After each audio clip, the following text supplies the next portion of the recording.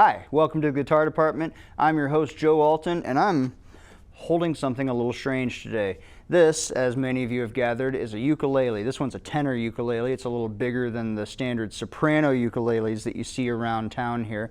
But today, we're going to be talking on an online segment about how to translate your guitar playing skills that you already have into ukulele skills and comparing and contrasting the instruments a little bit. We've also got Andrew Hoyt here today. He's going to be doing 2 songs, a long interview. It's a good talk. Stay tuned. Welcome to the Guitar Department.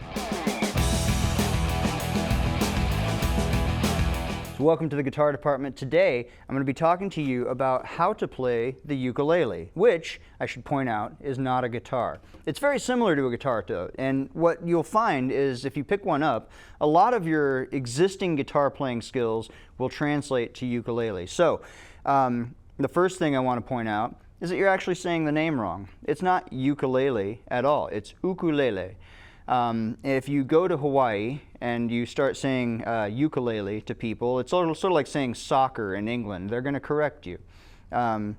Here we live in Iowa, so I'm going to continue using the phrase ukulele instead of ukulele.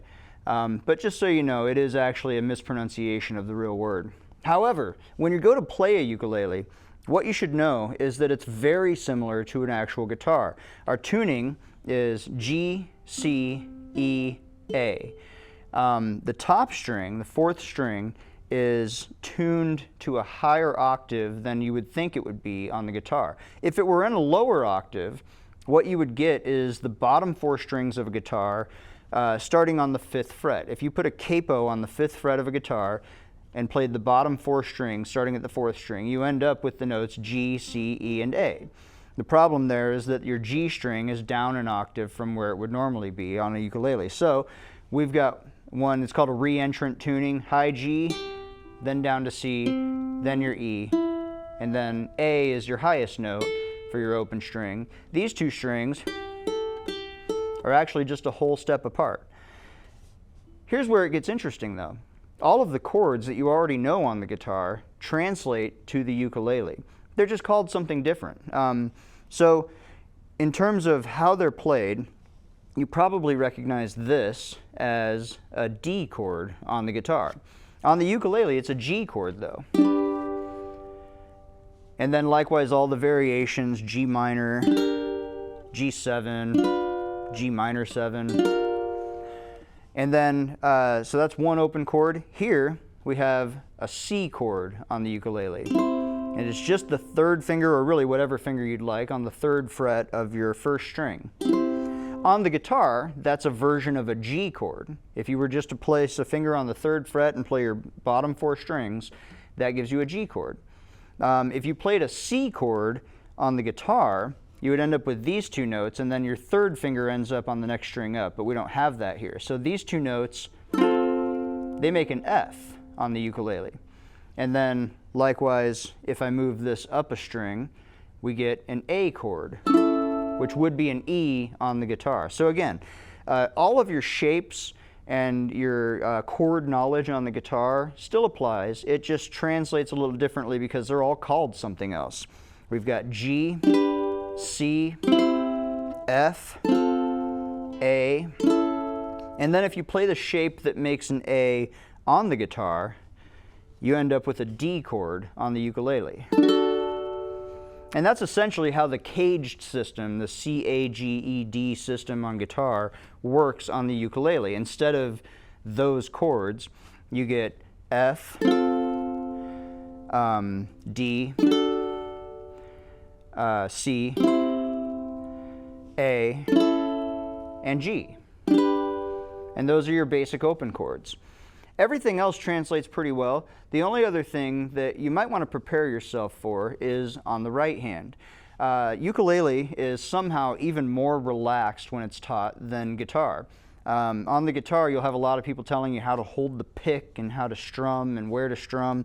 It really comes down to personal preference, but on the ukulele, you really don't get that. There are purists who will tell you never to use a pick, and there are people who swear by the pick. The way I play it generally is with the 1st finger, just strumming down on the nail and then up on the pad. And that gets you a pretty even tone.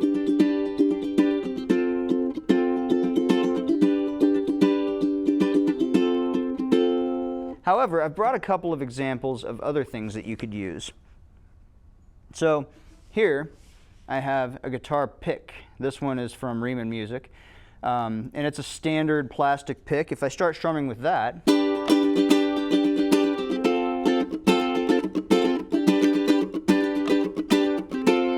you'll notice it has a little bit brighter sound, a lot more percussive element to it. Some people like that, some people don't, but there's no reason that you couldn't use a guitar pick on the ukulele. Some people, however, prefer the sound of a thumb. Now, a thumb, when you're strumming, offers a lot warmer sound. So what they do instead is they make these. And this pick, I don't know how well you can see this, it's very thick, and it is made out of felt, which is an unconventional pick-making material.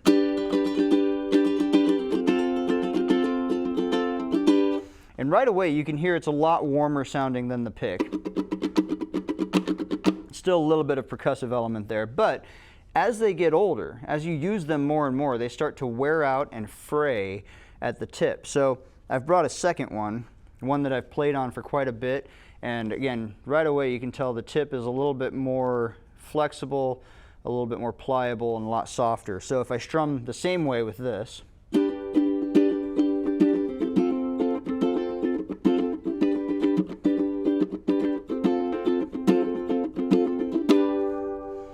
it's got a lot less percussive tone, a lot warmer overall strum tone, and that's how a ukulele pick works. And essentially that's it. Your guitar playing skills will directly translate to the ukulele, and it's a very easy instrument for you to pick up once you can already play a bit of guitar. So I hope you enjoy that, and go find yourself a ukulele.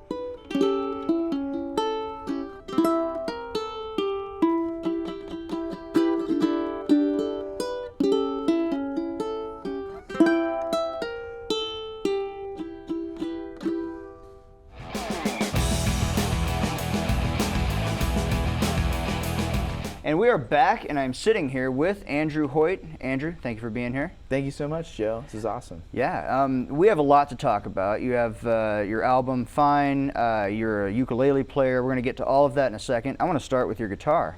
Yeah, You're playing sure. a Fender Mustang. Can you tell me about it? Yeah, Fender Mustang. So I really love this shape. I think it's unique. I love that it's smaller. So I started, I don't know if we talked about this, but I started playing ukulele. That's how I started. But I was a drummer at first, so grew up playing drums and jazz band and pep band and played marching band, all that stuff. But I played jazz band in college, and then slowly got into guitar. But ukulele was like my songwriting tool when I'd play all the time. Sure. But yeah, I got this from Blake Van Houten, local guy. Yeah. And he treats everything he owns music-wise like gold. And so I got it, like, it was pretty much new when I got it, and this color is so fun. That is a great color. I think it's like copper penny or something. Yeah, but it's also metallic in there too. It's really cool. And it sort of, the lighting here in the studio, I don't know how well it's showing up on camera, but the lighting in the studio is sort of making that change depending on the angle it's at. Yeah, it's super fun, but I haven't seen a Mustang in this color yet, and I'll see people perform with Mustangs, and I'll be like, oh, my color's cooler, you know, but no, so I've been playing electric guitar for about 2 years now. Okay. And it's been fun to experiment and songwrite with a new tool and just be inspired all the time. So how did you come to the ukulele? Ukulele, so I was in ukulele club in high school. Okay. And there was a girl in the club that I really liked at the time. And There so it I is. thought it'd be great to join to just get to know her better. But then ended up just like, that didn't work out, but I ended up playing ukulele, so that worked out really great. And I was playing like 4 hours a day and writing songs all the time. And so I felt finally passionate about something. I don't know, besides like playing drums and stuff and playing music, like writing songs on ukulele and learning ukulele was like such a good compass for me. So that was your growing up. first songwriting experience then, was through the ukulele? I would tinker with GarageBand growing up too. Okay, sure. But ukulele is just like makes everybody happy. You can't help but smile. It's super light, take it anywhere. I've been to Nashville so many times where all I have to do is just put on the overhead in my flight. So I keep blinding with my guitar. Yep. No, it's okay. And it's put on the overhead, and everybody else has to check their guitars most of the time. Yep. So I've always felt like I kind of like have a fast pass with that. But ukulele, it's just so fun, small, easy, you know, instant gratification, but you can take it as far as you want, kind of thing. And so I did like a thing for a magazine, Performer magazine. Did a video with my best friend from college, and he's a videographer. He does stuff for Corey Wong. Okay, sure. Which is super cool. Yeah, yeah. So I met Corey Wong like 5 times, like Nice. backstage. But yeah, he did the video, and Ko Aloha, ukulele company on Oahu, saw it. And I was playing an Oscar Schmidt at the time, and they were like, dude, we'd love to, I don't know if I should be name dropping, but he was like, Please. dude, we would love to send you an ukulele. And I was like, yeah, that sounds awesome. And they sent me this 25th anniversary, which we'll show at some point, or we can show now or whatever. But Yeah, let's go ahead and take a look at it. yeah, actually. yeah. But they sent me this 25th anniversary. And it's got like, I don't know if you can see, you probably can't see inside, maybe a little bit. I'm trying to look at the angle, right? But it's got like a sticker in there that says 25th. Cool. Yeah, and it's koa wood, and I've always wanted an instrument like this. It's this fancy of an instrument. Yeah, it's the real deal. Yeah, and super just pricey, like just really like, you can hear like the difference in tone immediately from what I had before. Absolutely. And so since then they've sent me more stuff, and they're doing a custom now with my birthmark. It's on my left eye. I don't know if you can see it at all. It's probably kind of too bright. Okay, But sure. it's on my left eye. It was super apparent growing up. Like it was just like this big brown blotch. But anyway, they're doing a custom with my birthmark on it, and I got to design it. And so that'll be getting here pretty soon. But I go there twice a year, and I saw them to say thank you the first time. And then now I see them twice a year and just perform around the island and stuff. That's an excellent story. Yeah. You have this in a low G tuning, it looks like, too. I Is that a do. thicker string there? Yeah, it's what's the brand? They use it for violins too. This string specifically. I'm forgetting right now. It was on my brain like last week. I was talking about it. I forgot. But it's like one of those that like lasts a really long time. It's a little bit more pricey. But then I've got Ukelogic strings on the bottom, and they're on Oahu too. Okay. So Ukelogic is at the ukulele site. They're like I would say the ukulele hub for like really high-end ukuleles, but they also sell all sorts of stuff. But yeah. How did you find the transition from ukulele to guitar? 'Cause we just did a segment about how to do the opposite. If you're a guitar player, how to sort of translate that to the ukulele. How did you feel the transition in the opposite direction? I thought it was great. So it was an easy transition, I would say. So just memorization of chord shapes in general really helped me go to the guitar. So, you know, playing a G on guitar is obviously different than ukulele, but just understanding where fingers go and how to, you know, not mute strings and strumming and all that stuff translated so seamlessly to guitar. And I had been tinkering with guitar my whole life, but was too scared overall. Like, it was too big, my arm would fall asleep and all that stuff. Yeah. It was too heavy. But now it feels like it's part of me finally. Like, I feel like it's definitely a tool that feels like part of me. This will always like be my, like, this is my thing for sure. But like, I love that, like, I'm going on to other things as well. So I would say it was a great transition. It was like a great gateway from doing 4 strings to 6. Yeah, and that's something we have in common, is sort of a love for the ukulele. Mine started probably about 10 years ago. I teach at Riemann Music, and somebody asked me, one of the studio coordinators asked me if I would be willing to teach ukulele. And apparently they'd had a lot of guitar teachers there just say no. Oh yeah, okay. And I thought about it, I'm like, well, why would you say no? And so I started picking it up, and I would literally, they'd ask me for a song, I'd look up the chords, and then I'd look up on my phone real quick how to play the chords on the ukulele. Oh, nice. Yeah. And then I'd learn it and teach it to them. And so over the course of about a year, I learned how to play ukulele, and it's a fascinating instrument. The re-entrant tuning, the 4 strings, just the scale of it. But I feel like it often comes off like it's a novelty instrument, or even like a kid's instrument. I agree. And I feel like that's an unfair stigma. As I understand it, I've never been to Hawaii myself, but they say that in Hawaii you don't really aspire to be a lead guitar player. You aspire to be a tenor ukulele player. Sounds like my dream place. Yeah, because that's exactly how I feel. Exactly. And as one who came up as a guitar player, I mean, I love the guitar. It's my instrument. I host the guitar department, in fact. But the ukulele is just near and dear to my heart, and so it's great to have a guest that shares that love. Oh yeah. So yeah, every show I play, I start with ukulele. And I think it gives people a unique perspective on live music too, especially in the Midwest, in Iowa, you know, like playing ukulele to start off. And it's just a fun instrument that needs that. I think it has the respect it deserves for sure. But I think that people, when they look at guitar and ukulele, they see a difference, but I see tools, and I see ways to connect with people musically and to write songs. And I mean, the Beatles, like, you know, a lot of their all 4 of them songs, love the ukulele.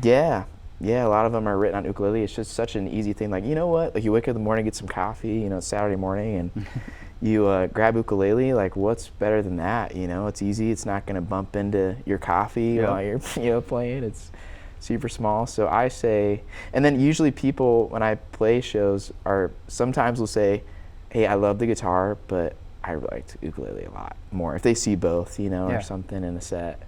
And I always love to hear that, because it's definitely my favorite. It makes you feel good too, right? Yeah, for sure. I think it was George Harrison, actually, who used to carry around ukuleles in his trunk of his car. And if he found himself in a setting that was appropriate, he would just go grab them and distribute them amongst everybody, and they'd jam out. Cool. And then he would leave them there. Yeah. He would give them to whoever he gave them to, and then he'd just get more to restock his trunk. That's so cool. I want to be an ukulele superhero one day. Exactly. Be able to do that. Me too, in fact. Yeah. Welcome to the ukulele department. I also wanted, so you mentioned Koaloha ukuleles and how you got hooked up with them. It's obviously a very high quality ukulele. And you put out, we talked about this earlier, you put out 3 albums, 4 if we're getting technical, because you've got an acoustic cover of one of your own albums. Yeah. You did an all acoustic version of one of your albums. Your most recent one is called Fine. Yeah. Tell me about Fine. Yeah, I love how it's a story. So when I first went out to Nashville, well, it started off in Minneapolis. I was just there on Thursday too, which is funny, for a songwriting showcase, which is fun for the Minneapolis songwriting circle stuff that they have. But I was there Thursday, but then like a year and a half ago, I went to see Jordy Searcy. Okay. I don't know if you've heard of him, but he plays with Ben Rector a lot. Okay. So Jordy Searcy is one of my favorite songwriters out of Nashville. And Palmer Hubble opened up for him. And I didn't know Palmer at the time. And we met, I did the merch table, and I got to like hang out with them for a little bit. And Palmer opened up his own studio, and we kind of hit it off, and we talked social media a little bit. And I was like, dude, I would love to record there, because he produces a lot of his own stuff too. And it's so high quality. He's 21. But when he started at like 20 performing for the first time. So I saw his 3rd show, and it sounded like his 500th show. He's Like been up there his whole he was life. an expert. And like I've played all over Des Moines. Like I'll do like 3 or 4 shows a week around the Midwest and elsewhere. But like this guy was like, okay, he gets it. Like he's gonna go so far. And he's been talking to a lot of really higher up people and has some like potential really cool opportunities, which is fun to get to know him throughout this journey of his. But he opened up a studio and I started recording there. And I was in a relationship at the time, and so it was about that relationship and it starting out, and that relationship ended, and so then I had songs with the relationship ending too, and it was this beautiful like book of like going to Nashville, traveling, and like, you know, staying at musicians' friends' houses and apartments, and like loving Nashville. I love Nashville so much. You walk into a coffee shop and you hear 8 people talking about music, and yeah, it's just like it's fun to be talking the language without feeling bad about it, you know, or like, and people understand what you're talking about. Like you're like, oh man, I love this guitar riff from this one song in this one part and that note right in this part in that bar, you know, or whatever, and like no one else cares. But like it's cool, except for like me and my dad, like we talk like that way, and my brother, but like to talk to like a whole family of people out in Nashville is like really cool. So that was fun to record out in Nashville. I've always wanted to do that. Ever since I threw up my graduation hat in high school, I was like, I'm gonna go to Nashville. And so I finally did it and flew Allegiant, because Allegiant was like, one time I flew round trip $80 because it's so cheap out of Des Moines. So thank you, Allegiant, thank you, Des Moines Airport. But no, it was fun. It was fun. Not many shout outs to the airport on this show, I gotta say, but that was a good one. Yeah, you know, I don't think I've ever shouted out the airport ever, even in conversation. Even especially at the airport, usually it's the opposite direction. Usually you're like, hey, I just want to get on the plane. Not thinking about it at all, or you're upset with them. So I also wanted to ask you about your influences. What do you feel like your songwriting comes from? Who'd you come up listening to? What's your favorite? You mentioned your favorite songwriter a second ago. Yeah, Jordy Searcy. Well, growing up, like I just think vividly about car rides, going on vacation, and listening intently to like John Mayer, which I feel guilty saying that as someone holding a guitar and a young dude with a guitar in my hands. I feel bad about that because everybody would say the same thing. But John Mayer's my favorite guy. Brad Paisley, which might be kind of surprising, but like his songwriting. He's a great guitar player too. Oh, so good, and his songwriting is just so well done. I love how he blends his own signature humor into it, and he puts himself down in a way that like, it's just like cool. He puts himself down, but in a really great way that is funny, and like really, Brad Paisley's just awesome. All the songs are so great. Who else did I grow up? Let's see. There's so many more, but my mind is just blanking right now. James Taylor was really influential, but I didn't get into him until I was a sophomore in college. Yeah, so in undergrads, which is really interesting. So I was like just dropped a girl off, and we had just kind of ended things. And I have a song called Sunsets and Sunrises that kind of has the same theme to that, which is funny. But I was driving home in my brother's car, because I didn't have a car at the time when I was in college, and he got to get mine because he was still in high school. And so he had a James Taylor CD in there, and I'd never liked James Taylor. And I was like heartbroken and heard this CD playing automatically, and I was like, James Taylor, oh my God. But then I fell in love with James Taylor because he's great, you know, and that moment to me was like a good way to get into good music. So James Taylor, John Mayer, Ben Rector, have loved growing up hearing him. There's so many more, and Colby Calais was really big. I'm really into her. That whole vibe is really great. Jack Johnson. A lot of those people are underrated guitar players too. I feel like John Mayer gets his due because he sort of does the blues trio thing. But his acoustic stuff is phenomenal. And then if you listen to somebody like James Taylor, it sounds relatively simple. He's playing 3 or 4 chords, but the way he plays them, it's like pick up a guitar and try to do it that way. You know, it's those little hammer-on. Love them. Those are tricky. You know, if you're used to strumming, that's hard. That folk style of playing is really sort of unique, and he sort of brought it out in a way that a lot of other musicians didn't. You have the Bob Dylans of the world who sort of had the same vocal style, but James Taylor's guitar playing really sort of took it to another level. Yeah, and I love how he always adds like a weird note in there, like a sixth or something here and there that doesn't make sense completely. Well, it makes sense, but it like catches your attention. Right. I saw him at Hollywood Bowl like 5 years ago with the All-Star Band or whatever. Okay. Oh my God, that's favorite performance I've ever seen live. It was incredible. James was so good. The band was like top tier.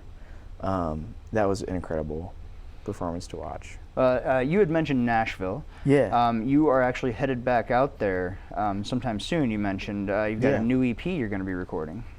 Yeah, Lucas Morton is out in Nashville, and I wanted to work with him for like 7+ years. And so we talked on the phone a couple weeks ago, and so he said, "Hey man, like great to talk to you." And I was like, "Hey, before we go further, I just want to let you know, like, I look up to you so much. This is crazy that we're even talking on the phone right now." But he's produced for like Jordy Searcy, who I've been talking about. Sure, yeah. A lot of influential people that I really love out of Nashville. And Nashville's a small town, so everybody knows each other, and he's just been around a lot of really cool talent, and I love his production style. It's very JP Sax too. Okay. JP Sax is like an upcoming, or is like already legend status, but is a really good songwriter. And it kind of sounds like that vibe, but very focused on lyrics, but interesting background pop kind of sound. So pumped to work with Lucas and doing like an EP, like 4 to 5 tracks. Okay. That'll be out next summer, but that's like definitely a bigger step into where I want to go as a musician. So I taught elementary school music for 4 years. Okay. I don't know if we talked about that, but in Ankeny, and this is the first year that I'm pursuing music full time. And it's been really, really fun because I feel like when you make a decision like that, things just happen, things come to you. Yeah. The universe kind of hears you, and I've had some really fun opportunities, and now I get to record in Nashville without, thinking about, oh, what days do I take off? Now it's just all open, and it's been really exciting. So that's going to be end of October that we start.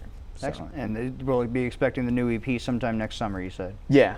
Excellent. Well, we're going to look forward to that. We're going to have to cut this off. I'm getting the producers a little riled up here, but would you stick around and jam out for a bit? Oh, yeah. Do a song? For sure. Awesome. Thank you for being here, man. Thank you, Joe. Andrew Hoyt, everybody.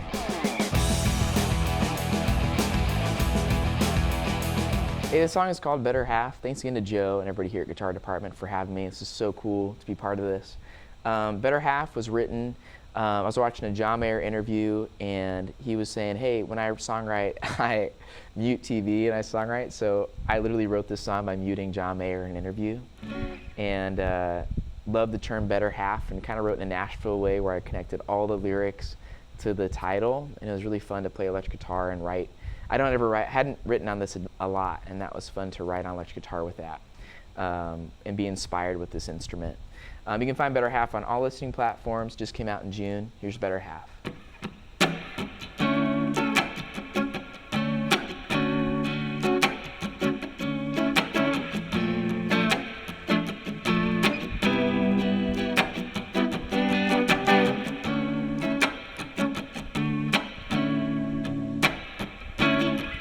Tell me what's on your mind, yeah. Is it me that you find stuck in there? I was unaware. I put my heart on the line, yeah. If you met yours with mine, we could share, yeah. We'd be the perfect pair. 'Cause I just wanna be your better half and always put you first to get you back. But one and one makes two. Everything you do, I wanna do with you. Finally found what could complete this empty space inside of me, yeah. You're everything I lack, so show me how to be a better half, yeah.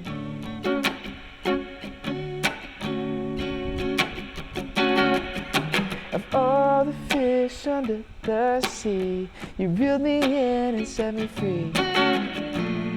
Thinking of lucky stars, yeah. I'm over the moon, shot to Mars, thinking my A to Z. Everything that I could ever need, yeah. We feel it now, we both know. where this is really going. 'Cause I just wanna be your better half and always put you first. Got your back, yeah. A one-on-one makes two.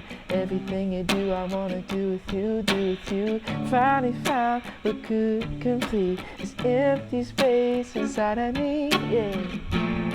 You're everything I lack, so show me how to be a better half. Yeah. Ooh, ooh, ooh, na na na na, no, and na na na na, no, and na na na na, no, ooh, ooh, ooh, na na na na, no, and na na na na, no, and na na na na. No, no, no, no, no, no. 'Cause I just wanna be your better half and always put you first. Got your back, yeah. A one-on-one makes two.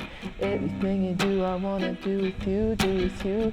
Finally found a good complete this empty space inside of me, yeah. You're everything I lack, so show me how to be a better half, yeah. This song's called Moody. I got a guitar strap from a company called Moody, and it's on my guitar here. And I thought the title would be really fun for a song title, the name of the strap. I don't know, so I started writing some moody riffs, and I thought about like a kindergarten classroom like chart of like emotions, like anger, sadness, things like that. And so I just kind of tried to tie everything in, kind of in a Nashville way of songwriting. And just everything relates to the title. So I'm gonna record this in Nashville for the new EP. This comes out next summer. This is called Moody.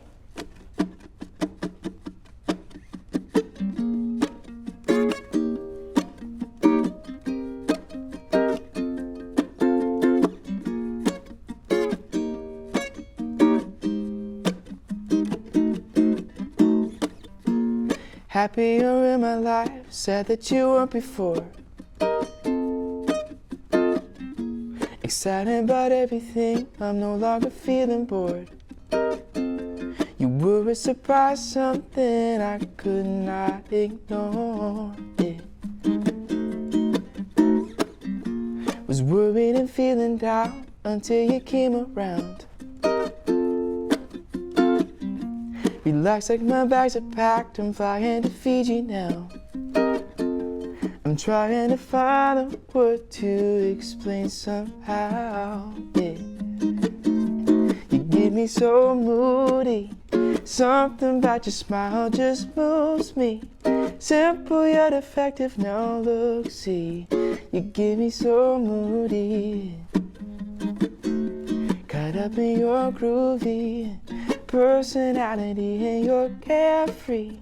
Laughing, loving, living so sweetly. You get me so moody. How many faces do I have to make before you smirk and say my name that way? Oh yeah, I'm asking nicely, politely, because you're frustrating me. How cute can someone be? I'm nervous even in bliss, and then we kiss. Honest, you make all my sentiments heaven sent. Get me so moody, something about your smile just moves me. Simple yet effective, now look, see. You get me so moody. No, no, no, no, got up in your groovy personality and you're carefree. Laughing, loving, living so sweetly. You get me so moody. No, no, no, no. Ooh, oh, oh, yeah. Na na na na, no, no, no, no, no. You get me so moody.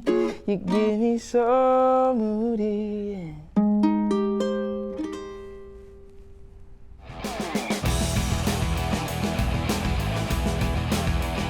Well, thank you for tuning in to the Guitar Department. I've been your host, Joe Alton. I want to thank Andrew Hoyt for being here. Andrew, thank you so much. Joe, thanks for having me. This was super fun. I just appreciate you just being so willing to have Des Moines artists up here and elsewhere. up here on stage. It's very nice of you. Absolutely. The talent level in the city is insane, and thank you for being a part of that. You're a very talented guy. Thanks, man. As all of you just saw. Andrew, how can they follow your music? I'm on Spotify, Apple Music, wherever you listen to music. I'm on andrewhoytmusic.com. It's H-O-Y-T? H-O-Y-T. Yeah, every time I go on stage, I'm always like, hey, I'm Andrew Hoyt, H-O-Y-T. But it's a new website, which I'm really happy about. It's got merch on there too, and we just revamped it, so that's been like 2 weeks that it's been brand new and nice, so check it out. All right, so be sure to check out andrewhoytmusic.com, follow him wherever he's playing. Look for that new EP coming out next summer, and check out Fine in the meantime on all the streaming platforms. I also want to thank our producer Jackson, our camera operator Matthew, and everybody else here at MC22 who helps put this show together. I want to thank Riemann Music for offering up our beautiful Breedlove Organic Series guitar that I played for most of the show. The back is gorgeous. They're really doing some cool stuff over at Breedlove. If you haven't checked them out, be sure to stop in and check out the guitars they have. Also, be sure to follow us on Facebook at facebook.com/The Guitar Department and Instagram at guitar_department. And with that, would you like to play us out? Let's do it. All right.